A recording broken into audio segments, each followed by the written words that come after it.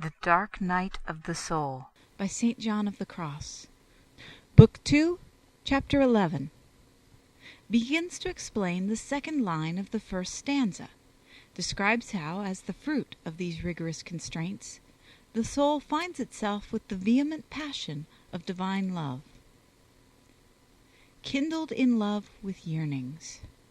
In this line, the soul describes the fire of love, which, as we have said, like the material fire acting upon the wood, begins to take hold upon the soul in this night of painful contemplation.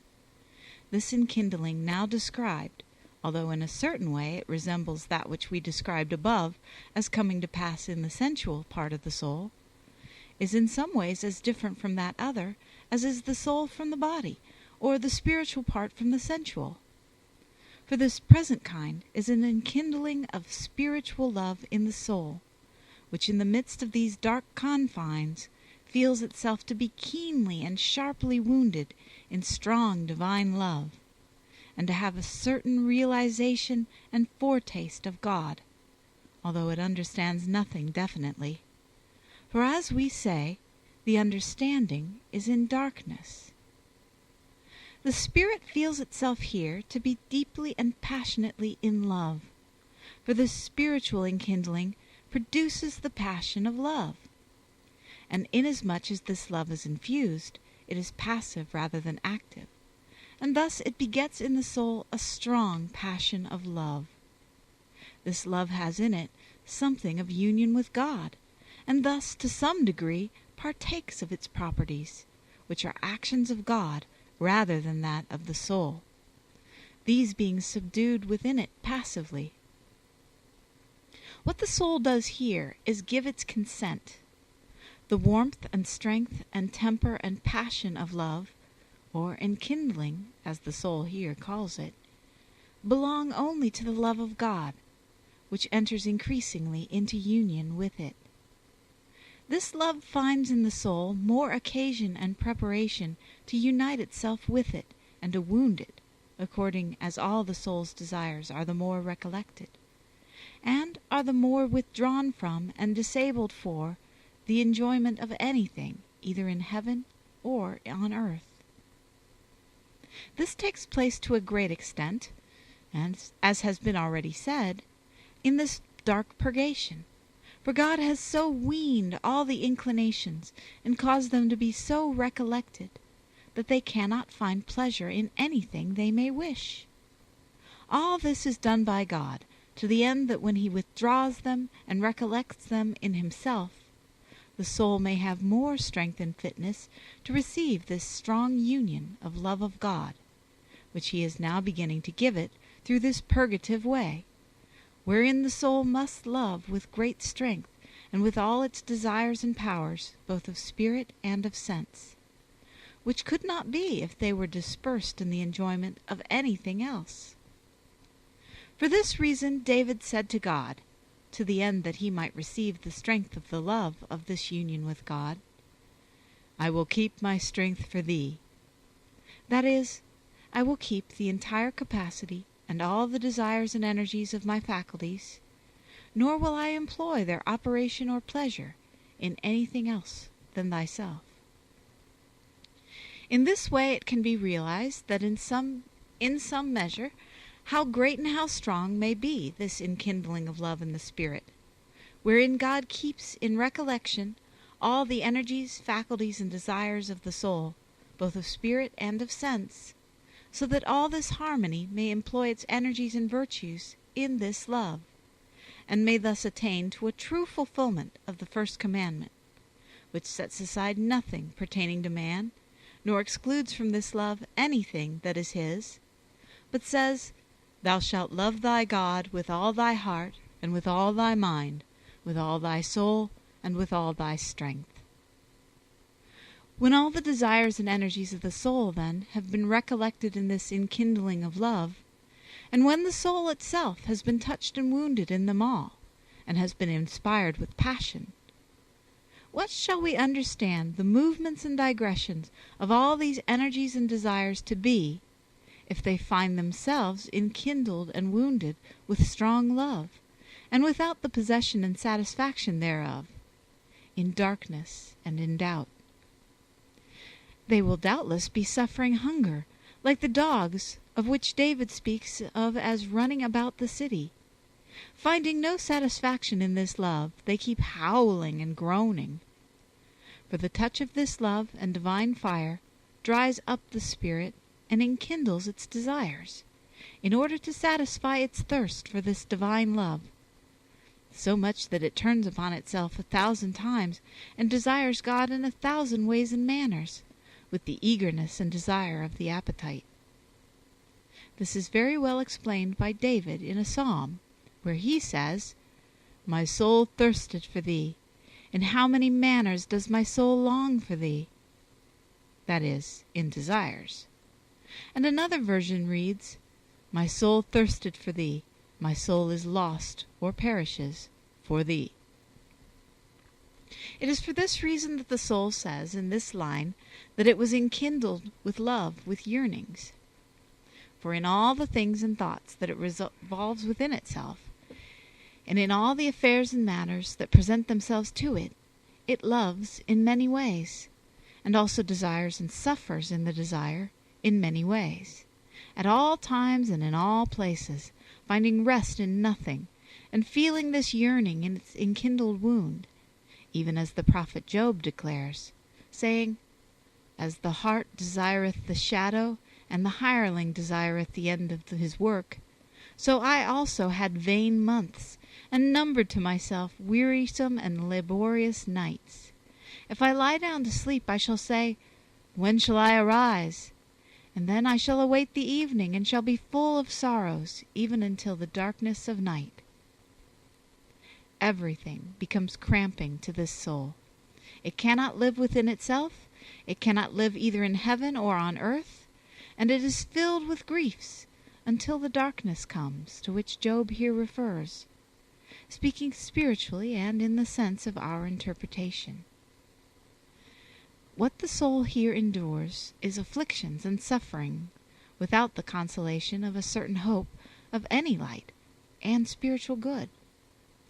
Wherefore the yearning and grief of this soul in this enkindling of love are greater because it is multiplied in 2 ways. First, by the spiritual darkness in which it finds itself, which afflicts it with its doubts and misgivings, and then by the love of God, which enkindles and stimulates it, and with its loving wound causes it a wondrous fear. These 2 kinds of suffering at such a season are well described by Isaiah, where he says, "My soul desired thee in the night," that is, in misery.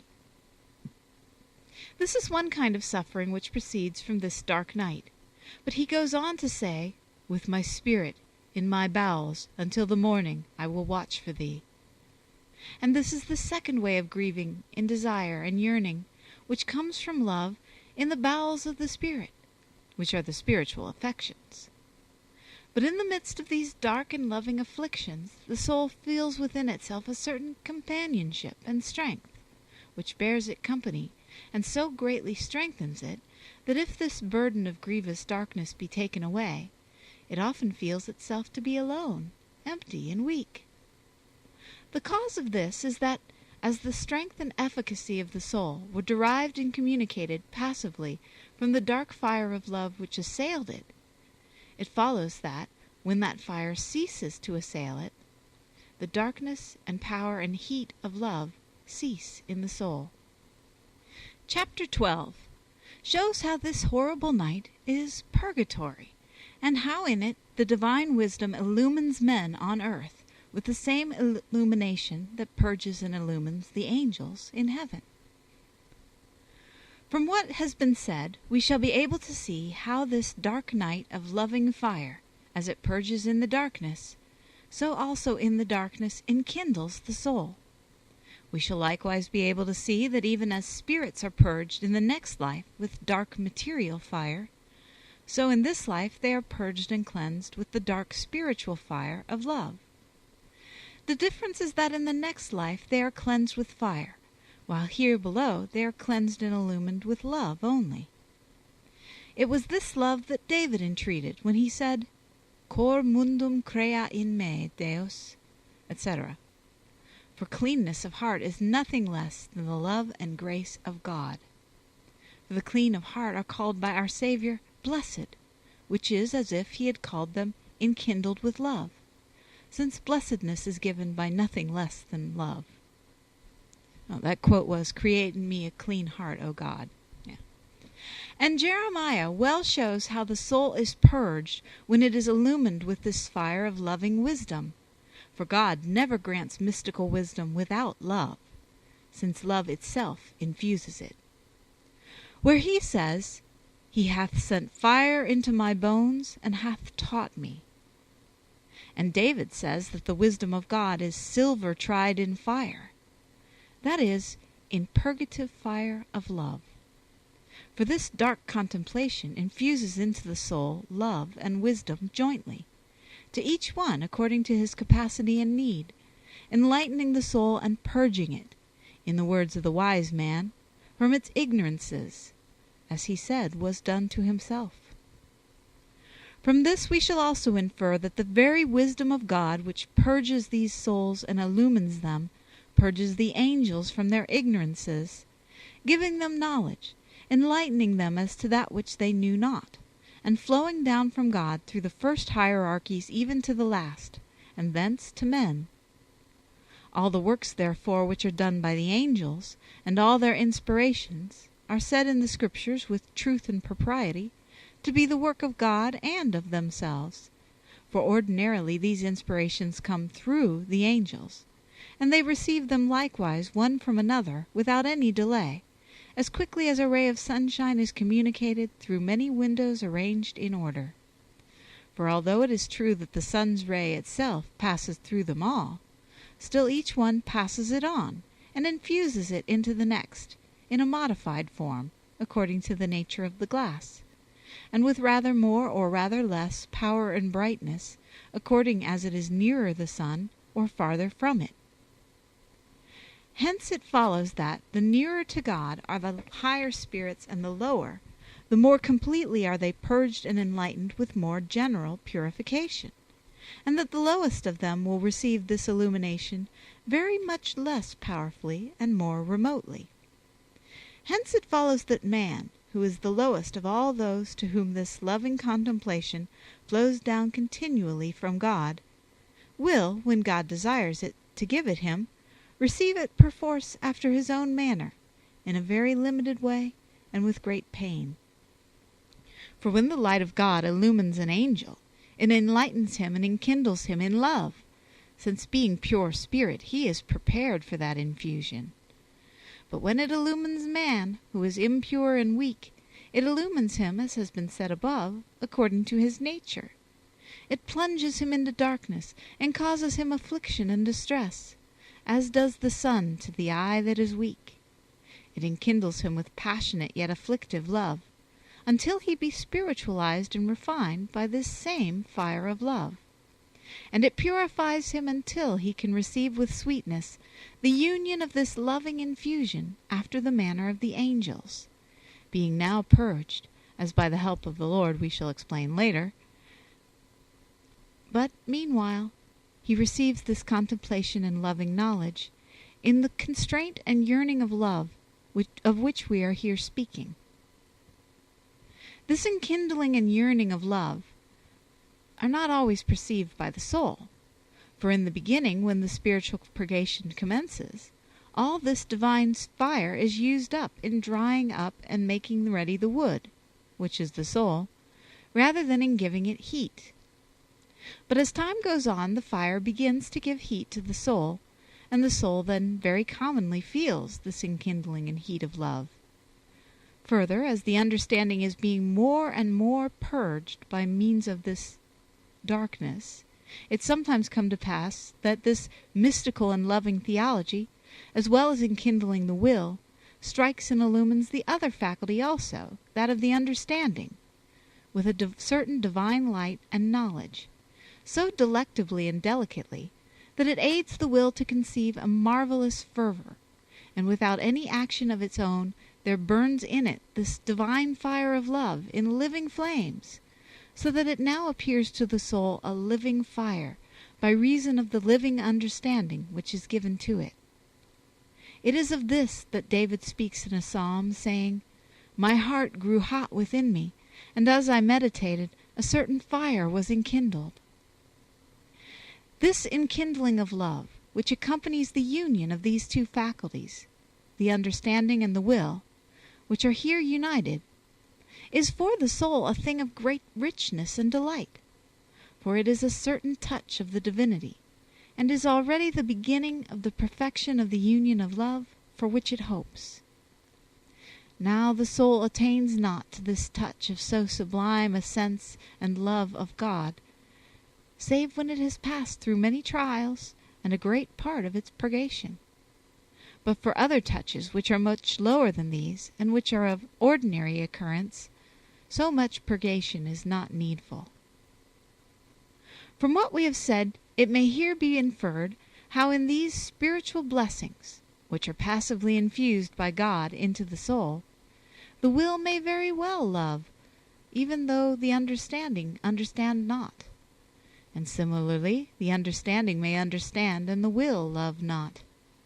For since this dark night of contemplation consists of divine light and love, just as fire contains light and heat, it is not unbefitting that, when this loving light is communicated, it should strike the will at times more effectively by enkindling it with love and leaving the understanding in darkness, instead of striking it with light, and at other times by enlightening it with light and giving it understanding, but leaving the will in aridity.